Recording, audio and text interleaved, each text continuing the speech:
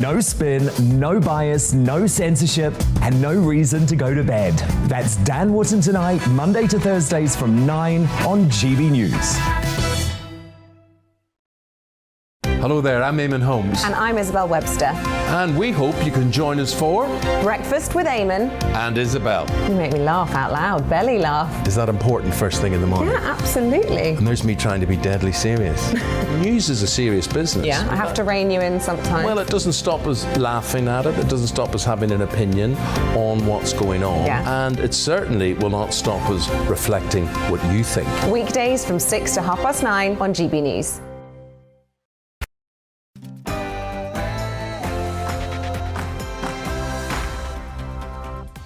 And welcome once again to On the Money. It's your daily weekday dose of economics, business and consumer news.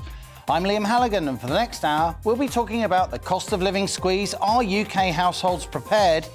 Plus, we'll be sharing the latest on our Scrap the VAT campaign to end VAT on household fuel bills. As ever, in-depth discussions with people who really know their stuff. That's On the Money after the GB News headlines with Rosie Wright.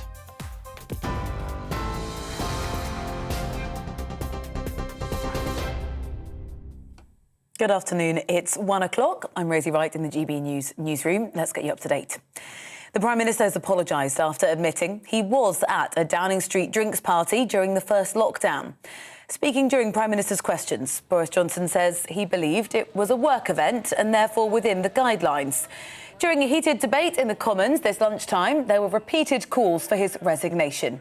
The Prime Minister says the inquiry into the allegations must be completed so that the full facts can be established.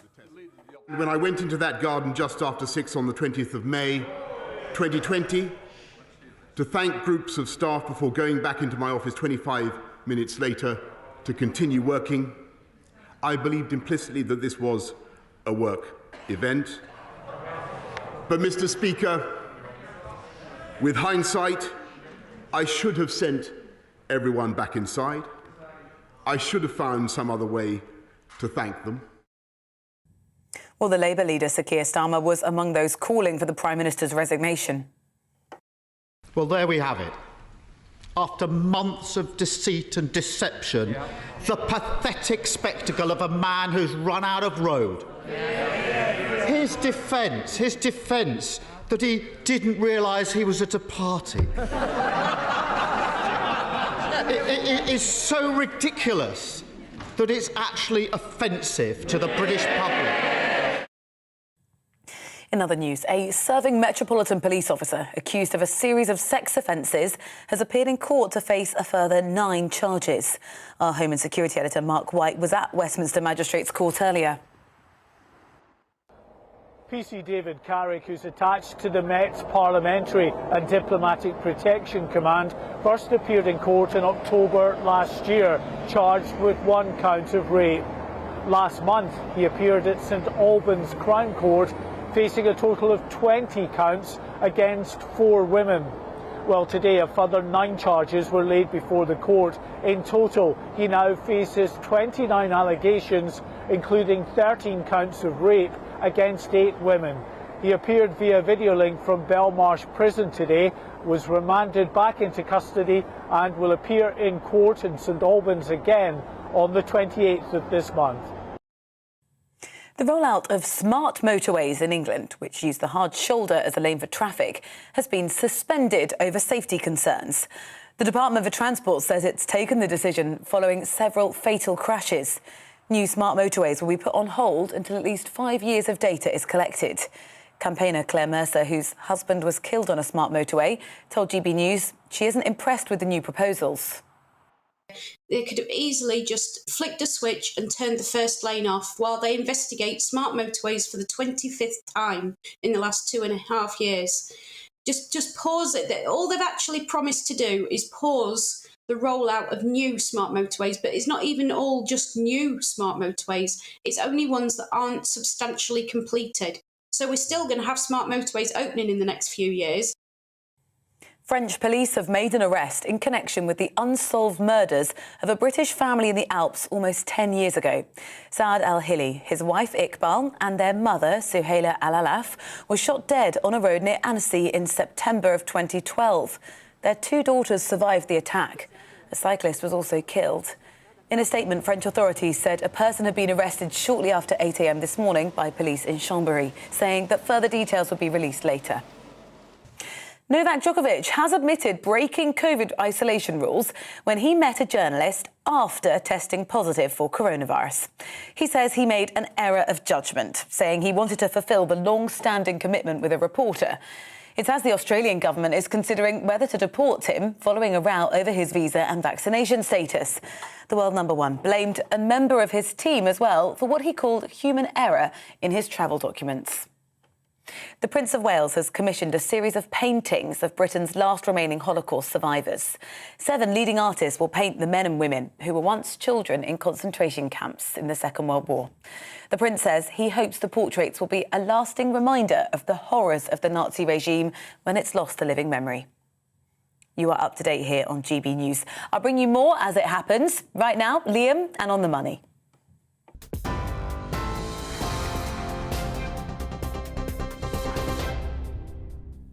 And this is On the Money with me, Liam Halligan. Just before we start our regular show, let's take a moment to react to Boris Johnson's apology during PMQs. We've got my esteemed colleague here, GB News political editor Darren McCaffrey. At least he's down at Westminster. Darren, good to see you there. So Boris Johnson says he didn't know it was a work event. He didn't realise. He apologises for his error of judgment. Will he cling on?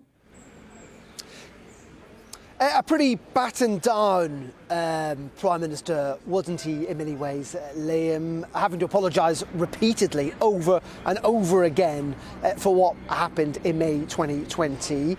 Now, interestingly, he didn't necessarily apologise himself. It sounded like he was apologising almost on behalf of other people. He said, "I repeat my apology for all the mistakes that were made on my watch in Number 10 and across governments."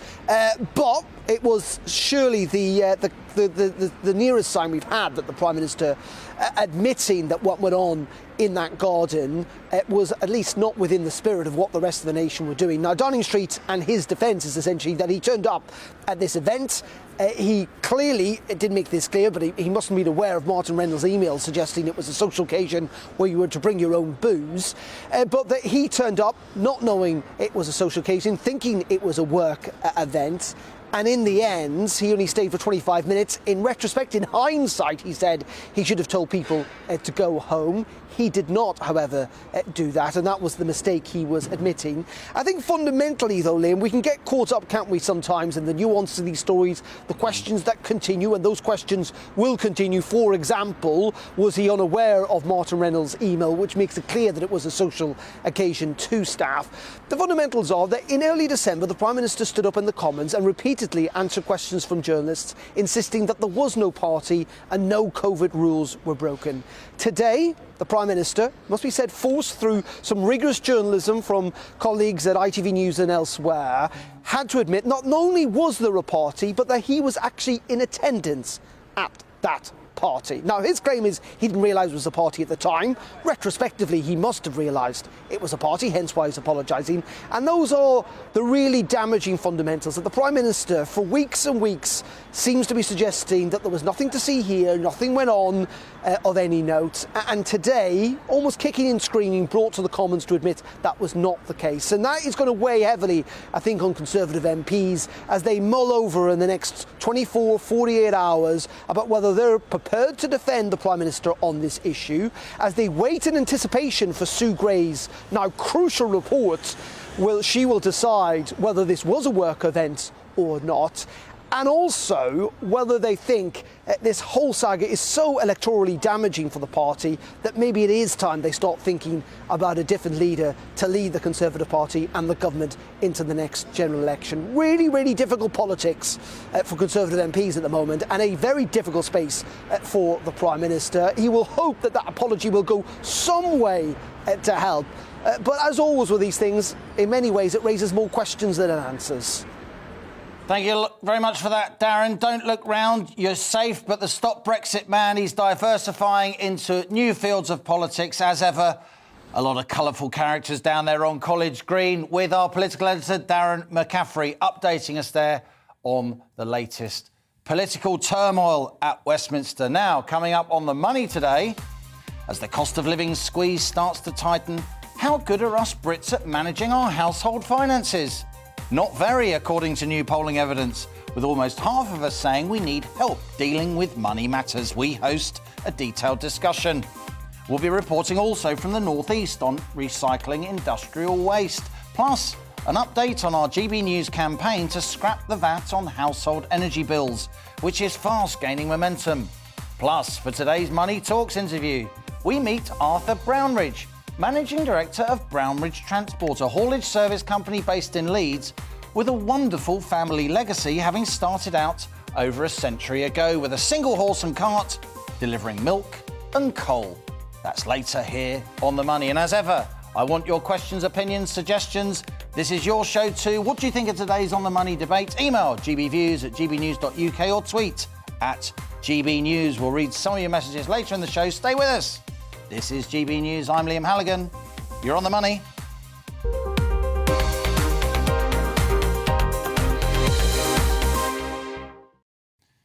Now, as the cost of living rises, with energy bills threatening to spiral and plunge millions of households into the red, nearly half of all UK adults say they need, quotes, urgent help managing their day-to-day finances. That's the result of new polling carried out by Opinion on behalf of the Westminster-based think tank, the Centre for Social Justice.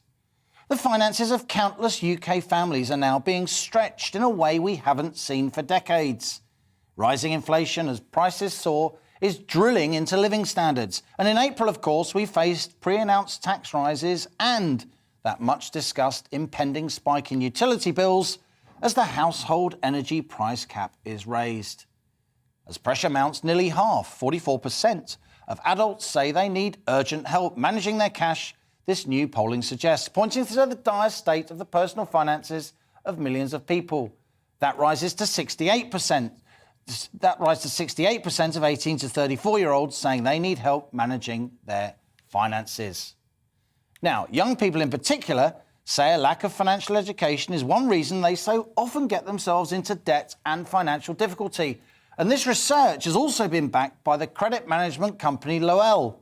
The government's own money and pensions service backs the new evidence, having previously found that 24 million adults, again approaching half, confessed to lacking confidence in managing their money. Now, these lockdown years have seen a huge rise in so-called buy now, pay later services.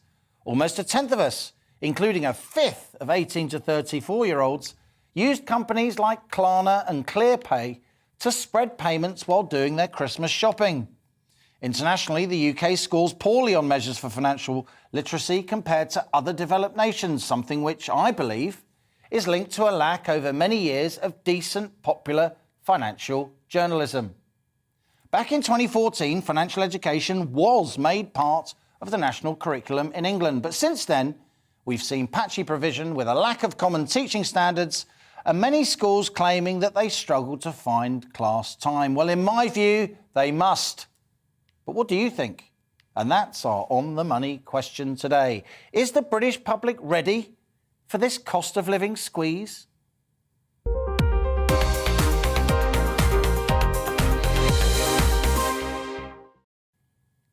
As ever here on The Money, grown-up discussions with people who really know their stuff. Today we have in the studio Joe Shallam. He's the Policy Director for the Centre for Social Justice, the think tank behind this initiative. We also have John Peers, CEO of Loel, the credit management company that worked with the CSJ on this initiative. You're welcome here, John. Great to see you on the show. And also, an On the Money regular, it's John Longworth, friend of the show. He's the chairman of the Independent Business Network of Family Businesses, and he used to run the British Chamber of Commerce. Good to see you, John, too. Let's go to you first, John Peers. Tell us about the problem, and then we'll come on to the polling evidence that you've unearthed in conjunction with the Centre for Social Justice. Absolutely. Well, good afternoon. Certainly, we will, continue to see the evidence of this poll manifest when we're speaking to over, we've got nearly over 9 million customers in the UK, and day in, day out, we hear stories around how they struggle with the cost of living increases, but also in their ability to actually navigate the way around various financial products in the UK. And I think the lack of financial education really amplifies the fear and the stigma of debt. And whether that's when people are accessing credit with, a huge level of complexity you've already touched on in relation to the amount of products out there and people's understanding of, but particularly when people get into difficulty. And that's usually due to a life event, so not something that they can control. But the lack of resilience and savings and buffers and the impact it can have on them engaging with creditors. And it takes them such a long time because they have this fear and the lack of awareness of options and what the process may be. They just take too long to do it and they suffer from it. And even when they're recovering from property debt, we know that financial education means that people are unable to access the most reasonable forms of credit when you do have impaired debt. So it has a real impact on people across the credit life cycle. And I think this survey just serves to show what a dearth of provision that there is in the UK at the moment. Joe Shalom, let's turn to you. I think one reason the Centre for Social Justice is gaining the reputation it's gaining is because you don't just sit in Westminster and suck the end of your pencil and come up with policy wheezes. You actually talk to many, many charities across the country. You've built, with colleagues, a network of charities across the country dealing with real people with real problems. What are the social and human impacts of this clear lack of financial education, this inability to manage our own finances that we have in the UK? Well, we know every January people are often sort of scratching their heads thinking, gosh, how much did I spend over the Christmas period? And what comes with that, tragically, is a huge spike every year in the demand for the debt charities that we have based in our communities, doing fantastic work day in, day out. And obviously this year things are different, as we've discussed. The cost of living issues, the inflationary pressures that people are facing are adding a new layer to the difficulty that households are facing, kind of managing their finances. And there are things that the government can do in the short term to remediate some of that. And we've been on the programme recently talking about the potential sort of VAT cuts on energy and other things. I know the Chancellor's... Oh, we've been talking about them too. I've heard that. I've heard that a lot. And the Chancellor's obviously looking into this, I think, as we speak. But longer term, we need to build that financial resilience in our society better. And what we've heard from the public is that nearly half of the adult population are saying, do you know what, I could really do with some help in knowing how to manage my money better. Now, John Longworth, you've run the British Chamber of Commerce. We clearly have many, many world-class business leaders in the UK, a tremendously vibrant business sector, known for it, and rightly so. You've also been a Brexit Party MEP. You've got a good nose for public opinion. I put it to you, not to accuse you in any way, but quite a lot of business people make quite a lot of money out of the fact that an awful lot of British people, even if they've got a decent education, lack financial nous. Is that fair? I think the businesses do actually benefit from that in some circumstances, but I have no sense at all that business people in any way block or want people not to have that education. I mean, even when I was at school a very, very long time ago, we had just a couple of years before me, John. We had endless amounts of stuff about, global warming. At the time, it was all, about running out of various minerals. But almost nothing on what it means to get a mortgage, the amount you have to pay, how you benefit from paying off the mortgage early, etc. It's the things that people live with every single day of their lives, and yet it's completely absent. Just as indeed is any education about how to create a business, for example, and be an entrepreneur. All that is completely absent from schooling in the UK. And that's what I personally think needs to change. From John Longworth back to John Peers. John, Lowell is a kind of credit management company. You see a lot of personal finances up close, if you like. To what extent did we become even more hooked on buy now, pay later schemes during lockdown? A lot of people were sitting at home, ordering stuff merrily on various online shopping sites. Is that a growing problem? I don't think it's necessarily the type of credit. I think what we've seen certainly towards the back end of last year, we've seen credit provision start to increase again. But what we are seeing through our financial vulnerability index is that the pressure on households is growing and growing and getting worse. And that's continued to get worse throughout the COVID crisis. And as we enter this year, we know through, the squeeze on the cost of living, that's only going to seek to increase and exacerbate what is already becoming a problem debt issue across the UK. We talk about education in schools. I think when customers are getting into debt and they're trying to have that conversation, it's one of the last things they're going to reach out and ask family and friends about. People, would much prefer to talk about anything else other than money. And because we're not equipping people in schools, I mean, I've got 4 kids who've all been through what is a welcome addition to the national curriculum, but it's still taught as a topic. It's not taught as a life skill, such as a language or something you've got to continue to actually educate people on, whether that's at school, whether that's in midlife, whether that's actually as people enter retirement age. As a country, we're missing out on that. But on credit overall, I think it's just part of the challenge that we've got at the moment, that people are looking to spread the cost because they are finding it hard to meet their bills, and they're finding it hard to buy the things that they want. Back to Joe's point on Christmas, people will spread the cost because it's the most convenient way of doing so. Joe, this is a Centre for Social Justice report. What needs to change? So we're actually launching our inquiry this week, and we're really keen to hear from people working in this area across the country. What's going well? What's going wrong? The concern I have is that often we talk about financial education in quite an old-fashioned way, and really there's a whole new generation of people on things like TikTok and social media marketing, and lots of new pressures that young people are facing. So we need to bring financial education kind of out of the checkbook age and into the TikTok age with this inquiry, and that's what we're hoping to do. So hard when it's, you try and encourage young people to save. I've got 3 kids myself, and they say, but Dad, we don't get any interest. Why will we save? It is hard, and let's not forget, some people fall into debt for reasons that are well beyond their control. It's health problems. And sometimes you need to take on debt to build a business or to buy a house. That can be a responsible thing to do. It's not that debt per se is necessarily bad. Exactly. It's about mismanaged debt can really drag you and your family down. This is about empowering people to make the most of the income that they've got and putting it to maximum benefit for their families. That's exactly it. Well, Joe, as ever, we're very pleased to talk to the Centre for Social Justice. Good luck with that campaign. Thanks for coming in the studio. And John Longworth is going to stay with us for more of the show. You're watching On the Money with me, Liam Halligan. After the break, as families face rising energy bills, we're turning once again to our campaign Scrap the VAT, which is already gaining momentum. So stay with us. You're on the money.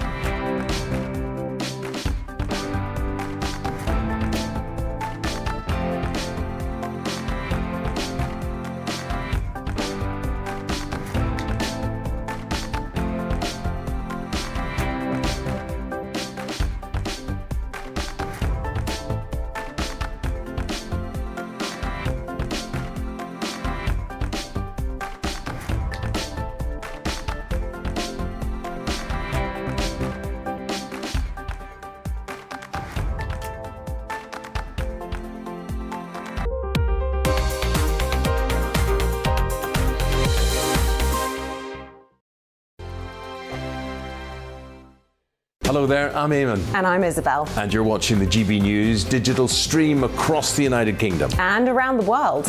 If you're here in the UK, you can also watch us on your TV screen. GB News is Freeview channel 236. On Sky, we're channel 515. 626 on Virgin Media. Just remember, you might need to retune your TV to watch the channel. Yeah, and if you are doing that, find out more about retuning by going to gbnews.uk. Join my show Farage, 7 p.m. till 8 p.m. Monday through Thursday. And there you will get opinion, analysis, debate, and I'll cover stories that nobody else dares to touch. And then for the last 15 minutes, talking pints. We're over a drink. We have a civilized conversation with someone. We very often disagree, but we do it in a grown-up way. Come and join me on Farage.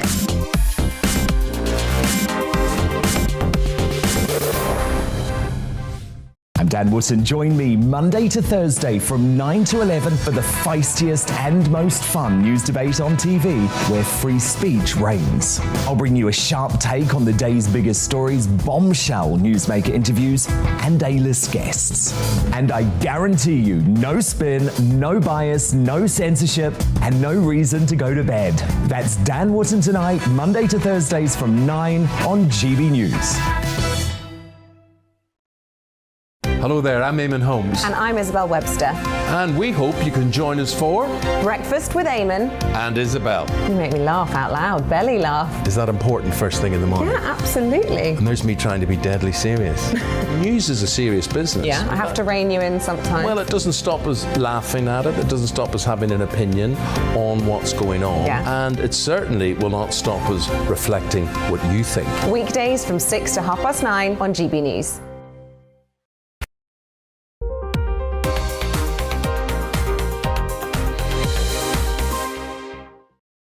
Welcome back. You're on the money. Now, household energy bills have risen sharply in recent months as wholesale gas prices have gone up. And in April, as the household price cap is lifted, energy bills are set to soar once more.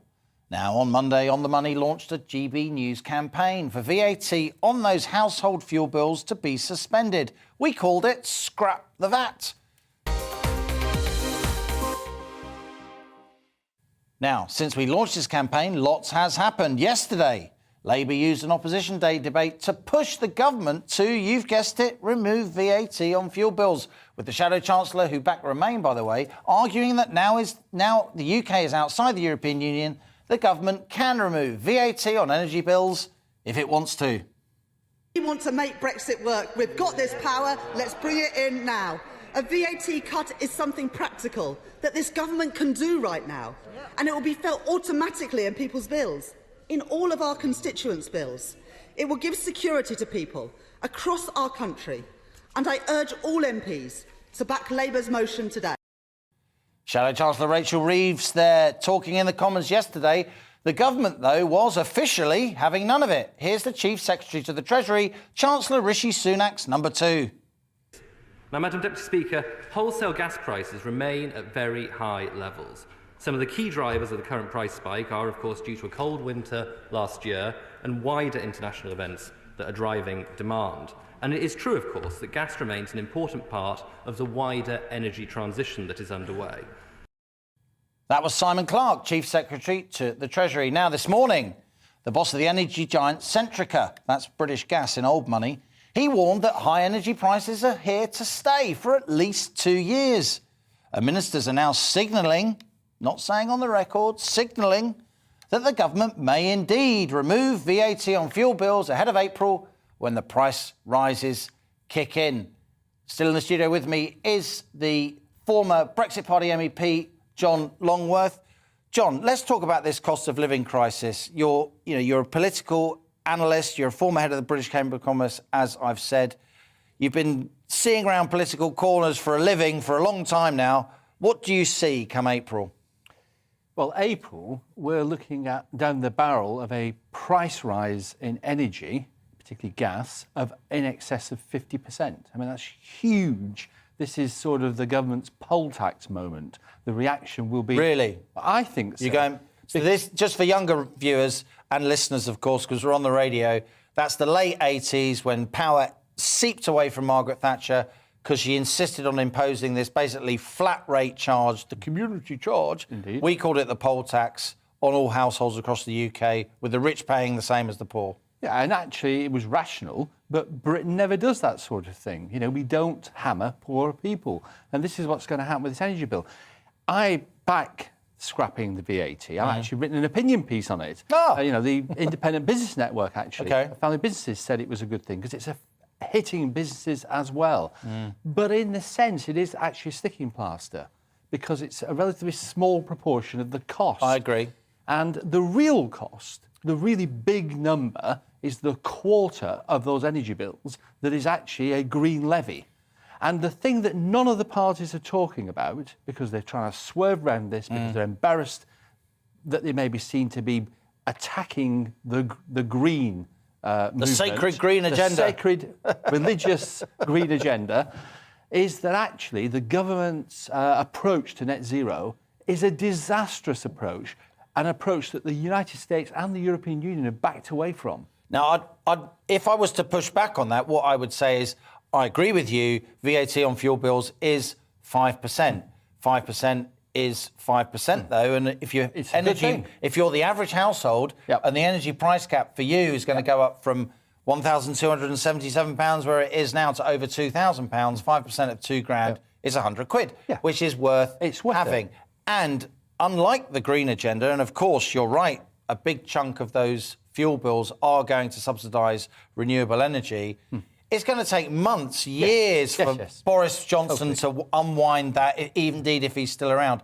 He can scrap VAT on fuel bills with the flick of his pen straight away. That's why here on The Money we focused on that particular thing that he can realistically do now. Yeah, I agree with it. You know, the Independent Business Network supports it. We think that it should actually do that because it's something that you can do now. But this has been coming for a long time. The government should have known this is what was going to happen.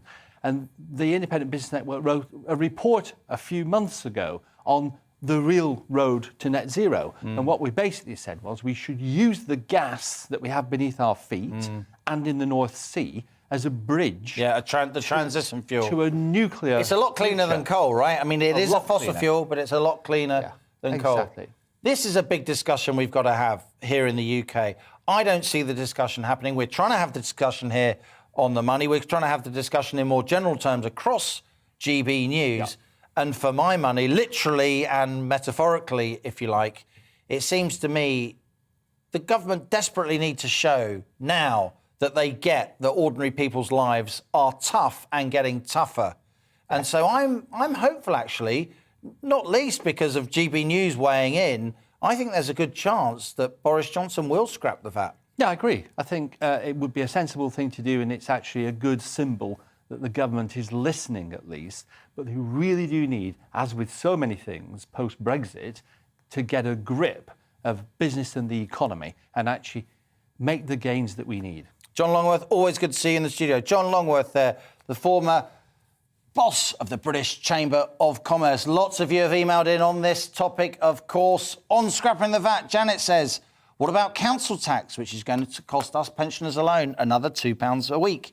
Add that to the cost of living and energy prices, and pensioners are literally going to have to freeze to death when these increases come in. A bit of an exaggeration there, Janet. Some pensioners, of course, will get into difficulties, but I completely agree with your sentiment.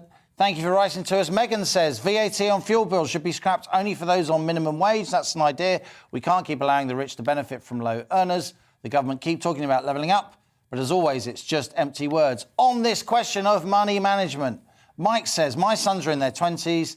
They still don't understand savings, investments and mortgages. They all have degrees, yet have limited long-term knowledge. Keep your emails coming. Tell us what do you want to be discussed on the show. You're watching On The Money with me, Liam Halligan. Coming up, today's In-Depth Money Talks interview is with the managing director of a Leeds-based haulage company. He'll be talking about his century-old family business and what it feels like to continue his great-grandfather's legacy. Before that, here's the GB News headlines once more with Rosie Wright.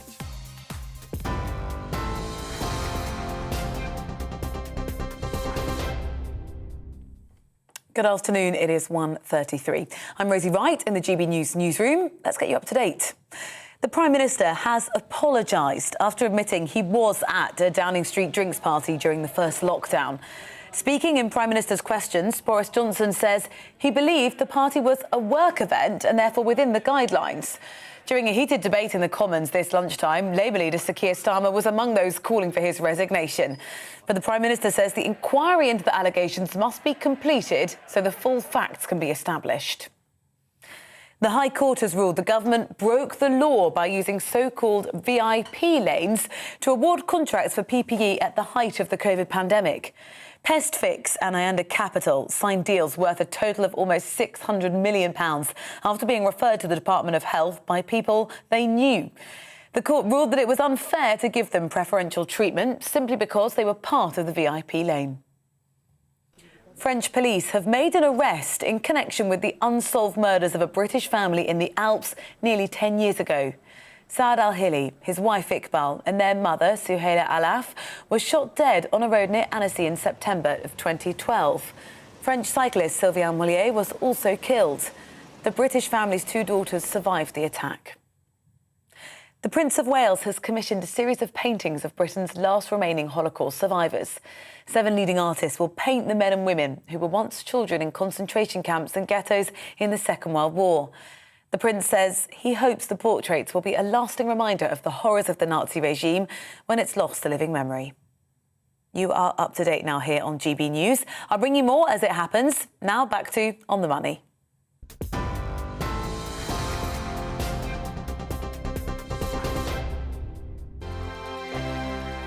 Hello there, I'm Eamon. And I'm Isabel. And you're watching the GB News digital stream across the United Kingdom. And around the world. If you're here in the UK, you can also watch us on your TV screen. GB News is Freeview channel 236. On Sky, we're channel 515. 626 on Virgin Media. Just remember, you might need to retune your TV to watch the channel. Yeah, and if you are doing that, find out more about retuning by going to gbnews.uk. Join my show Farage, 7 p.m. till 8 p.m. Monday through Thursday. And there you will get opinion, analysis, debate, and I'll cover stories that nobody else dares to touch. And then for the last 15 minutes, talking pints. We're over a drink. We have a civilized conversation with someone. We very often disagree, but we do it in a grown-up way. Come and join me on Farage.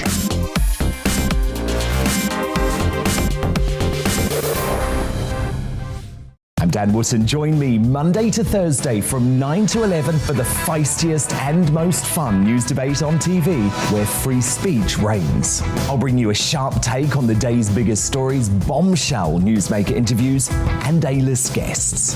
And I guarantee you, no spin, no bias, no censorship, and no reason to go to bed.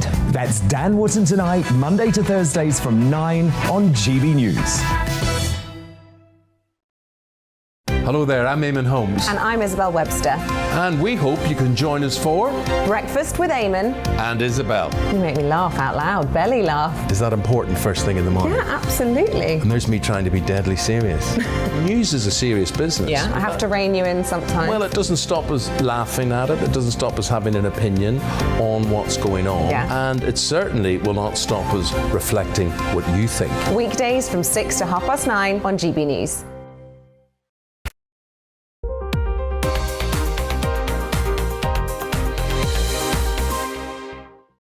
Welcome back. You're on the money with me, Liam Halligan. Now, back in October, we had a particularly interesting Money Talks guest in the studio, a Norwegian called Vegard Bringsford, who is co-founder of Wastefront. That's a rubber waste recycling company based in the northeast of England. So we're looking at this, and you have this massive problem with waste tyres. It's a product that you need globally. Everywhere in the world you find tyres and waste tyres. The massive production in the UK alone, you have 55 million tyres or waste tyres generated every single year. Now, Wastefront's investing £100 million in the northeast and has established what's billed as the UK's greenest waste tyre recycling plant at the Port of Sunderland. Our Northeast of England reporter, Rachel Sweeney, is there now. Rachel, good to see you here on The Money as ever. Give us an update on how Wastefront is getting on in your part of the world.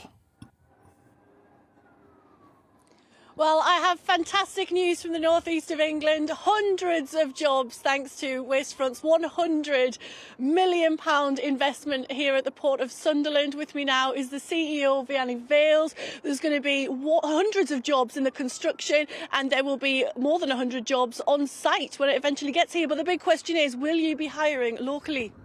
Not only will be hiring locally for the construction part, we're counting on the construction companies that are here in the Sunderland region, but for the operation part it will be exclusively local people. We will use the skilled labor that is available here, and we will train people for this new facility. Now, I know that you appreciate the highly skilled workforce here, but there was another reason, wasn't there, that you chose Sunderland for this site? A bit of an emotional connection. Well, one of our co-founders actually went to university here, so we have this connection with Sunderland. But the fundamentals of the reason for the choice of Sunderland, skilled labor. There's a heritage here of industry, and with this heritage, you have the availability of skilled labor, and then you're embracing the circular economy, and we are part of this circular economy. So Sunderland, with the skilled labor and is looking for the future, was a perfect choice for us.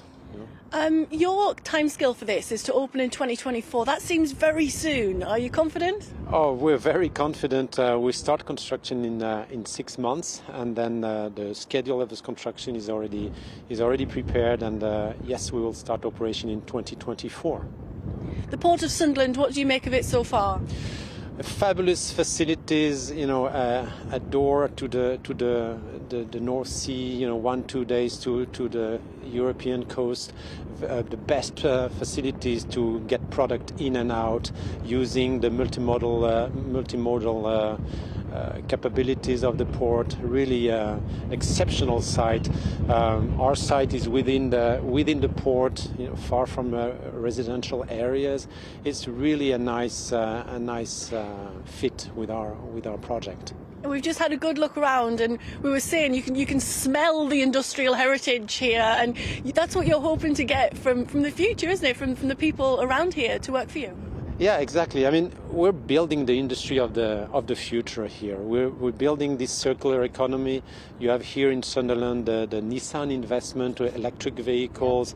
But I can tell you, electric vehicles still use tires, and the used tires, disposal is a problem, and we're solving that part of the equation, and that's what we are bringing to the table and to Sunderland to lead this revolutionary step of solving the used tire problem and then spreading it outside Sunderland.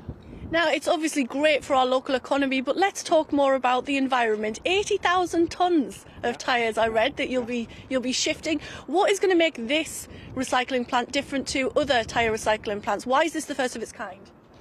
Well, so far, used tyres are either landfilled or they're incinerated in cement kiln. And today, with the environmental objectives that we all have, this is not a satisfactory solution.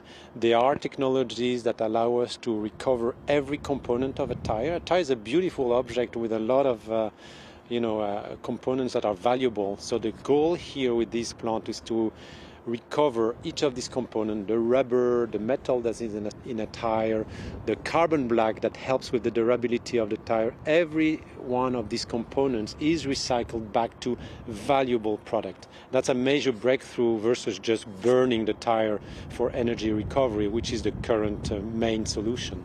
Bit of a green revolution here in the northeast then. Totally green revolution, and we're very privileged to be part of it, and very privileged to have been welcomed so well by the northeast and the Sunderland region.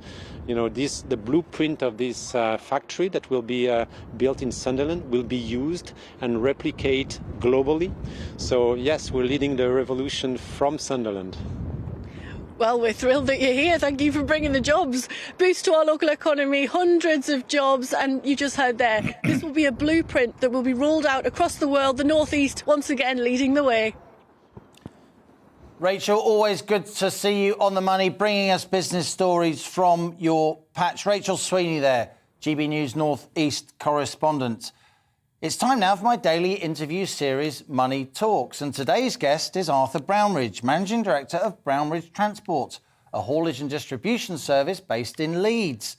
Now, the family history of Brownridge Transport is truly fascinating. The company started out in 1912 when Arthur Brownridge's great-grandfather started delivering milk and hauling coal from various mines around Leeds to local households by horse and cart. The business grew steadily, and in 1935 a light haulage company was founded with the intention of delivering goods further afield. Over the years, the business was passed from generation to generation, nurtured, developed as the times changed. And in 1979, Arthur Brownridge continued the tradition by taking over the family business. He helped the company to expand, building a fleet of more than 40 vehicles and over 100 trailers, employing dozens of drivers. And Arthur Brownridge joins us today for our latest Money Talks.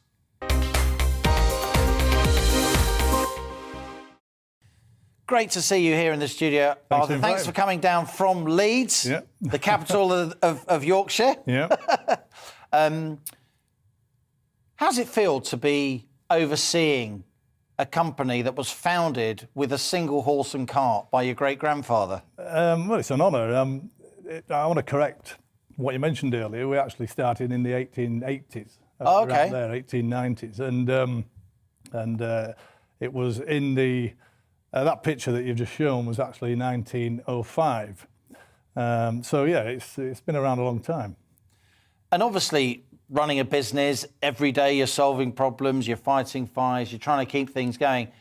How often do you think back to your predecessors who decided to take the plunge? They're going to risk everything. They're going to strike out from trying to find regular employment by starting their own thing. Well, it's a good point. I mean, we have a picture in the office that shows where they were based, which is on York Road in Leeds. And the sign that he had on the side of the house actually said, "Right for estimates." and I always used to laugh because back on the days when I was in the traffic office, the phone would never stop. And literally it was non-stop. And I used to look at that picture and think, I wonder if he ever got nervous when he saw the postmaster coming up the footpath. So you are in the logistics game. You're a sort of small, medium-sized enterprise, a family-owned business. You're not one of the huge logistics companies, and while a significant company, of course. And that's really why we wanted to bring you into the studio and talk to you. How's it been the last couple of years? We read and we hear about lots of logistical issues. What's it like at the coalface? Well, we are a smaller business from what you mentioned there. We run 10 trucks on general haulage, and we have some on contract hire. So we actually employ 10 drivers. The biggest fear is keeping the drivers. We see, certainly last year, a lot of companies offering golden hellos. So there was... money just to sign on. Yeah, so you can compete with the wage that you're paying that the industry requires. But when it comes to the golden hellos, where people offer £500 to start, £500 after 6 months, how do you compete? And that was last year when they were offering those £1,500 golden hellos. What's going to happen this year? I can see them golden hellos going up. And it leaves me with a sense of foreboding about what the future lies. I will have the telephone in our office ringing away. I will have my traffic manager, Stuart, struggling to answer the amount of calls coming in. But equally, he will be able to obtain the rate for the job.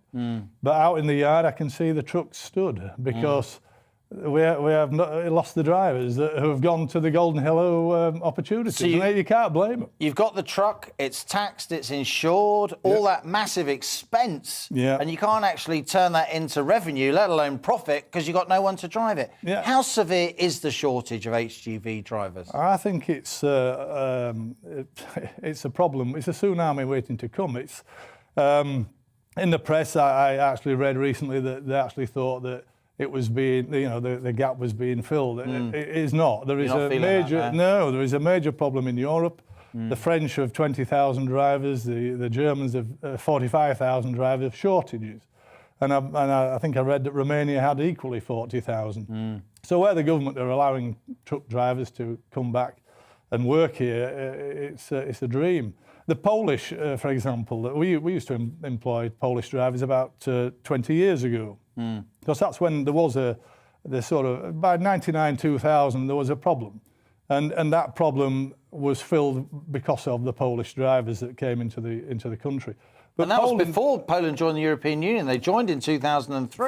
2004. But again, you're right. And since then, Poland as a country, as the GDP has gone through the roof, and those drivers have returned around the COVID period, and everybody blames it on Brexit. It's not Brexit at all. They were going to go anyway.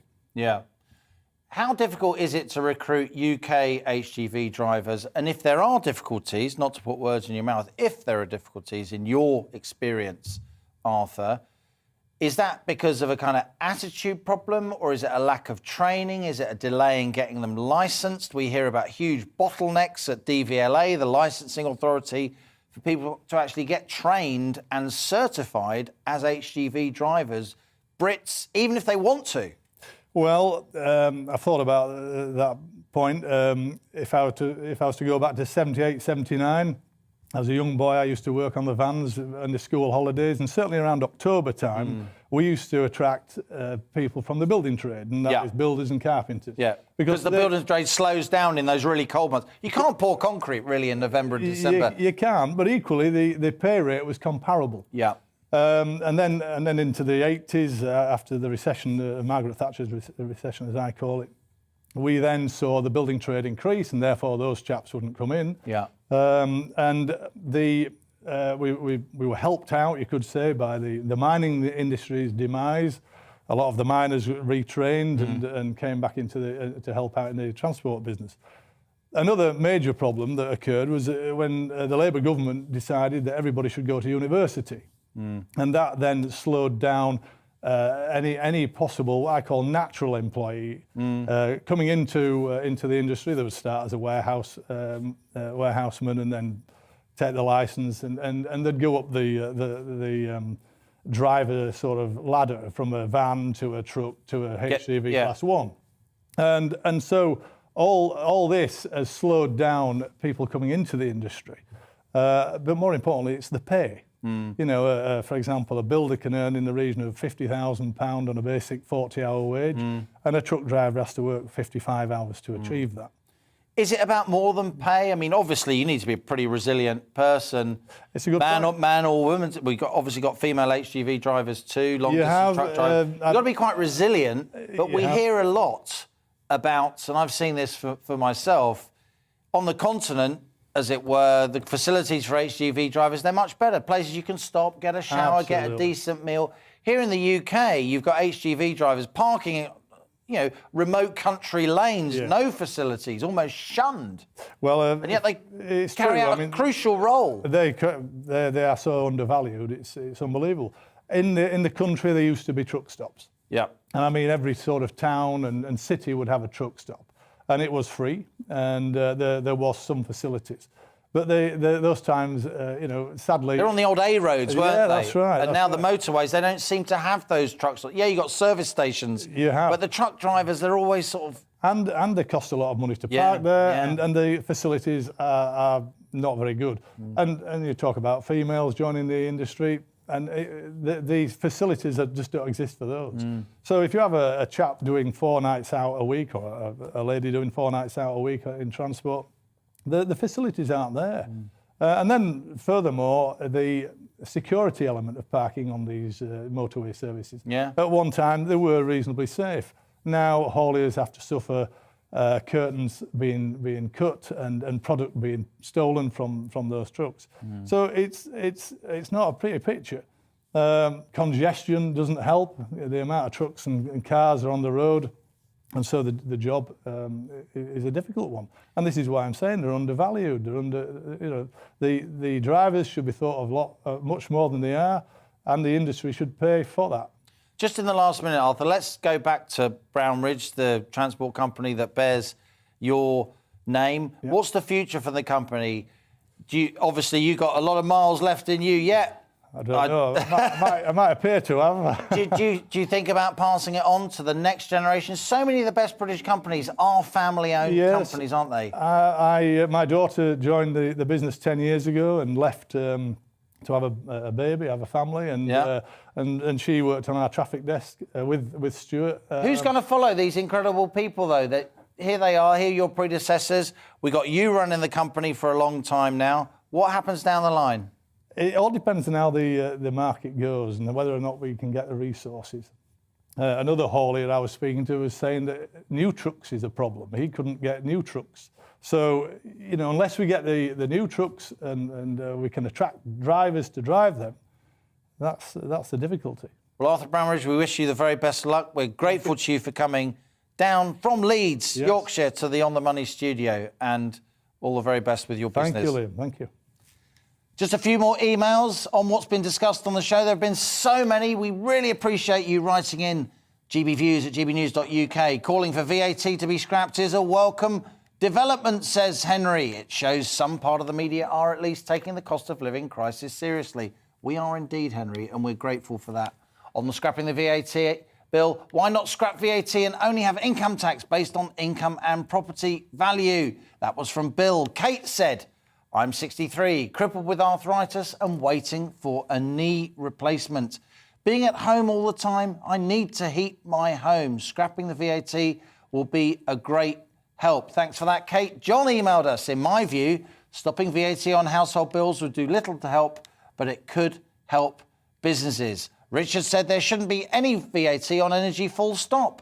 The right to warmth is not a luxury, it is a necessity. Gas and electricity prices are inflated by greedy shareholders controlling the prices. On money management, our main topic of conversation here on The Money today, Mel got in touch. A good start, said Mel, would be the introduction of a simple savings account where kids could physically pay in and take out pocket money. I fully agree.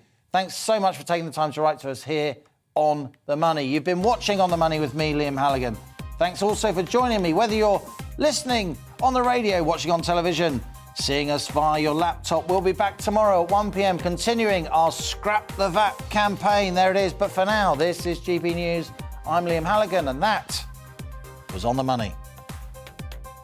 Hello. A sparkling day of winter sunshine for most parts of the UK. It is a little cloudier over northwest England, Northern Ireland and western Scotland. And tonight we will again see frost and fog patches forming. Big chunky area of high pressure has moved in, keeping the weather fronts well to the north. Notice though across Scotland the isobars are a little closer together, so it's quite windy here, and that wind is bringing a lot of cloud to western Scotland, patchy rain over the Highlands and the Northern Isles. A bit of cloud too for northwest England, Northern Ireland, but much of eastern England, the Midlands, Wales and the south, dry, fine and sunny. And after a cold and frosty start, temperatures ticking up to around average 7, 8, 9 Celsius. It is milder further north. We could reach 12 Celsius, say, in Aberdeenshire. But we'll keep the patchy rain going across the far northwest through the evening and overnight. Otherwise, it's dry. Clear skies in the south will allow a frost fairly quickly this evening to form, and then later in the night some dense patches of fog likely over the Midlands, South Wales and particularly parts of southern England. Patchy in nature, but nevertheless could be problematic first thing in the morning. Not so frosty further north, where we'll keep the breeze and we'll keep quite a lot of cloud. That cloud still providing some rain at times over the Highlands, but otherwise a dry day again to come tomorrow. Watch out for that fog in the morning across the south, patchy in nature, but could be quite dense. Should be out of the way by late morning, however, and then it's another generally fine and sunny day across the south. A bit more cloud further north, and again temperatures getting up to around average, maybe double digits in the southwest. Certainly again though mild in the far north, where we'll have again breezy and cloudy conditions with some patchy rain. That'll continue into Thursday evening, and again we do the same with that frost forming quite quickly on Thursday evening, and if anything some thicker fog patches likely for Friday morning. So the next few days largely dry, some sunshine, some fog patches and cold mornings, especially so across the south. Bye for now.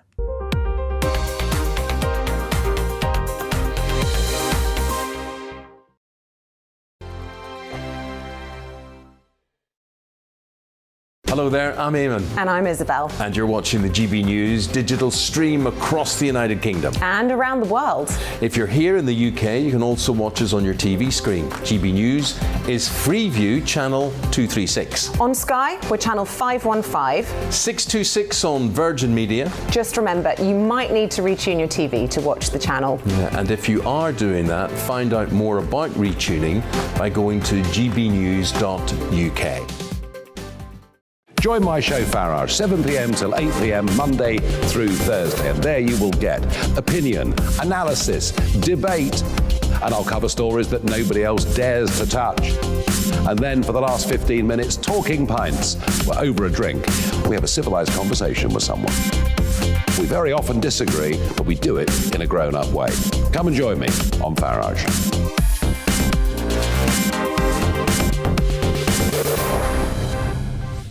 I'm I'm Dan Wootton. Join me Monday to Thursday from 9 to 11 for the feistiest and most fun news debate on TV, where free speech reigns. I'll bring you a sharp take on the day's biggest stories, bombshell newsmaker interviews, and A-list guests. And I guarantee you, no spin, no bias, no censorship, and no reason to go to bed. That's Dan Wootton Tonight, Monday to Thursdays from 9 on GB News. Hello there, I'm Eamon Holmes. And I'm Isabel Webster. And we hope you can join us for Breakfast with Eamon and Isabel. You make me laugh out loud, belly laugh. Is that important first thing in the morning? Yeah, absolutely. And there's me trying to be deadly serious. News is a serious business. Yeah, I have to rein you in sometimes. Well, it doesn't stop us laughing at it. It doesn't stop us having an opinion on what's going on. Yeah. And it certainly will not stop us reflecting what you think. Weekdays from 6 to 9:30 on GB News.